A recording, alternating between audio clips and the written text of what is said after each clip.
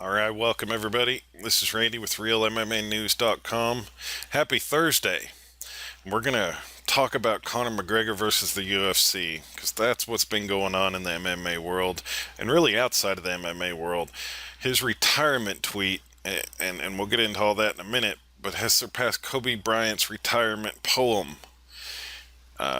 Just massive amounts of media interest, public interest, you name it. And in case you've been living under a rock, a couple days ago, Conor McGregor sent out a tweet, basically said, "Hey, I'm retiring young. Thanks for the cheese."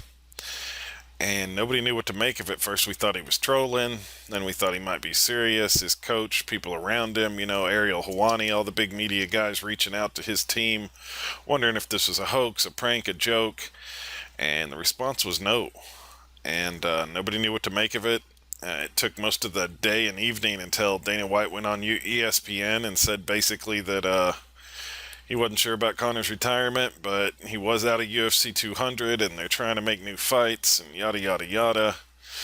Dana said basically it was because Conor refused to come do a media event in Vegas. Here, I think it's supposed to be Friday or next week.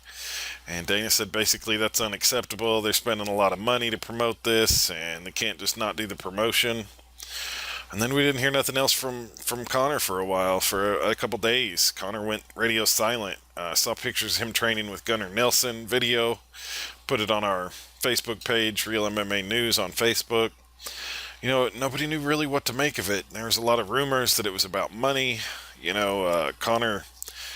Conor's team was involved with the whole, fighter death a week or so ago, where one of the SBG teammates of Conor's fought a guy that ended up dying a couple hours later, and Conor put up a really heartfelt, statement about it, and you could tell he was really affected by it.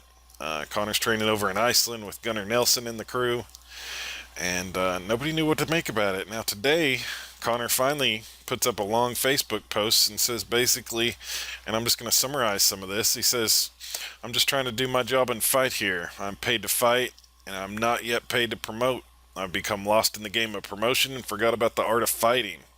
This comes at a time when you need to stop handing out flyers and get back to the damn shop. 50 world tours, 200 press conferences, 1 million interviews, 2 million photo shoots. At the end of it all, and I'm just left looking down the barrel of a lens, staring defeat in the face, thinking about nothing but my incorrect fight preparation and the many distractions that led to this." And that's just the opening paragraph, but you guys can kind of see where his mind is at.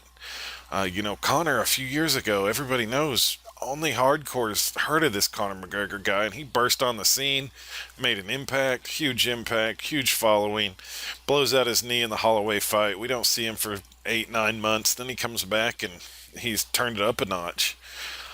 He takes out, Dustin Poirier spectacularly, takes out Chad Mendez, captures the title from Aldo in 13 seconds. This guy is a superstar. Biggest MMA has ever seen. Forget Ronda, forget Lesnar. Everybody knows who Conor McGregor is in and outside of the fight world. And that's huge. And he was doing press. He did 2 world tours before the Mendez and Aldo fight. He was carrying the promotion on his back. He took these short notice opponents because I don't know that he's had a scheduled fight in the UFC that ended up being against who he's originally scheduled. But he took it anyway. He wanted to take this chance with Diaz. He came up short. He was dominating in the first round. But, jumping up 2 weight classes, Nate Diaz he's a fucking beast, guys, and everybody knows that.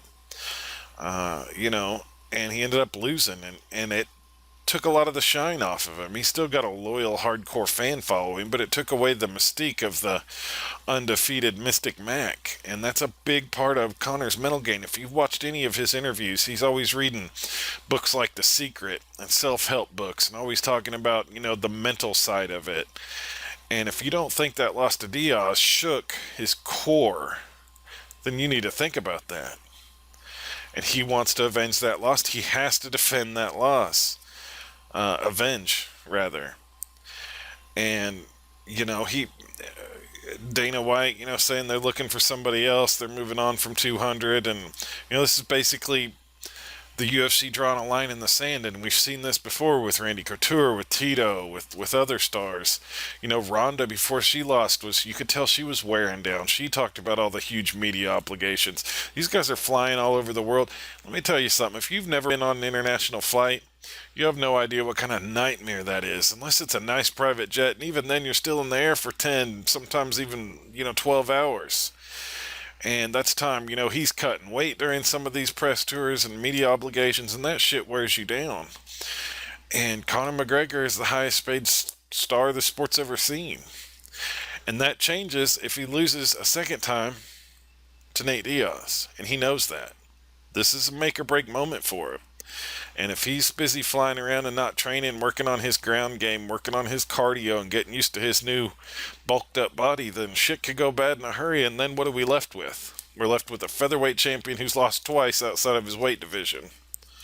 That's not a good thing, and Conor knows that. The UFC should damn well know that. And I understand the UFC's point of view, sort of, that, he's not above media obligations. Conor McGregor said in his statement that he was willing to fly and do this one press conference, but he wanted to focus on fighting. Later in his statement, he says, what's he say here? He says, I'm doing what I need to do for me now. It's time for me to be selfish with my training again. It's the only way I feel the 400 million I've generated for the company in the last few events, all inside 8 months, is enough to get me this slight leeway. I'm ready to go for UFC 200. I will offer, like I already did, to fly to New York for the big press conference that was scheduled, and then I will go training with no distractions. If this is not enough, or they feel I've not deserved to sit this promotion run out this one time, well, I don't know what to say. For the record, for USADA and for the UFC and my contract stipulations, I am not retired. So, you see where his mindset is at, and he's got to be exhausted. He is single-handedly. And really, do you need more than one big press conference with Conor McGregor? Does everybody remember the Go Big press conference? He used a verbal Uzi to spray everybody on the dais, and started brawls or beefs with everybody on that damn stage. When he's in a room, everybody looks at him. Everybody wants to ask him questions. I guarantee if they have this press conference without Conor, for the big upcoming event, they'll ask questions of the other fighters, but it's going to be a damn disappointment. And I think Conor does deserve to do what he's asking. He's done what he's been asked to do up to this point. Again, I understand the UFC's point of view, but I'll tell you what's really shitty, and you guys mark this down, the UFC's not backing down. Conor's not backing down. So we're not going to get Nate and Conor at UFC 200. We're going to get some good fights, I'm sure, but it's just another event. Maybe it does 400,000 buys or something. But it's, Conor's the moneymaker, and they know that. And Dana has never been shy to start some personal shit with fighters, and, it goes like that. I wish Fertitta was in on this, because I think they can meet in the middle somewhere, but I guarantee it's not going to happen this fight. He'll be back in the octagon. They'll work it out. And I don't believe that money's not a factor in here some more. I'm sure he's wanting even more, and I'm sure the UFC has made some concessions up to this point with Conor, because he has been everything they've asked and done everything they've asked. Made a ton of money, but for whatever reason, according to the UFC, they were going to spend $10 million in promotion and do this commercial and photo shoot and all this stuff, and they're going to waste all this money on it. Conor said in his letter, by my one tweet, I've already tripled that amount of promotion. You don't need to spend $10 million. I can tweet and generate enough buzz, period. And he's right. And the UFC, I'm sure, knows he's right, but again, it's not about right and wrong right now. It's about lines in the sand. John Jones is coming back after more than a year of, snorting, coke off hookers and running into pregnant people and running away, and nobody's even talking about it. And let me tell you what, I kind of suspect there might be an upset. I think Ovin St. Preux might catch him somehow. Just a crazy thought. Of course, John Jones the best in the world. I'm not going to say that Ovin should beat him, but there's just enough crazy shit that's gone on this last year, and especially this week. I would not be super shocked if somehow OSP come away with the title. Would you? Would it be shocking? I think something like 8 titles have changed hands in the last 12, 14 months or something. Would you really be surprised? It's just that kind of crazy. And there's such a distraction with the whole McGregor stuff right now. Nobody's even talking about Jones, and that's a damn shame. But it shows the power this guy has. All the media guys have been talking about it all over just general radio, dumbass radio morning show hosts are, oh, what do you think of this Conor McGregor retirement? Well, that's crazy. What do you think? And, they're tooting their horns and talking out their ass because they don't know what they're talking about, but they know it's news, so they're doing their thing. I'd love to hear what everybody thinks of all this. Should the UFC back down? Do they have to draw a line in the sand? Is Conor a diva? What's really fascinating is up until Conor released this statement, every fighter was on Twitter saying, I'll take this fight for a tenth of what he's getting, Dana. I want to fight on this, blah, blah, blah, blah, blah. Fighters were just, Conor's a diva, same old shit, fuck Conor. After this statement, though, there's been a drastic change on social media and the narrative. Everybody's like, way to go, Conor. I agree. I understand what you're saying. Focus on your shit, and supporting Conor now. Really just a drastic change. Just a drastic change in the narrative and the tone.